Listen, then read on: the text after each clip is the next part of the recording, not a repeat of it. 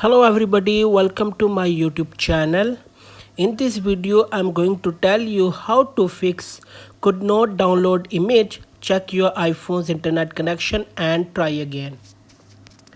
Let's fix this issue. First of all, make sure that the internet connection you have in your iPhone is working. This problem is mostly caused by internet not working. So it is better to change your internet connection.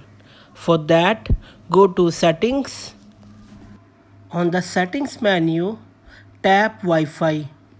Here, you connect your iPhone to another Wi-Fi or turn off Wi-Fi and turn on mobile data. After switching internet connection, go back to WhatsApp application and try to download your photos and documents again and see if they download or not. So you can see that after changing the internet, the photos have been downloaded. So guys, this problem is due to weak internet connection. So you have to check your internet connection whether it is okay or not.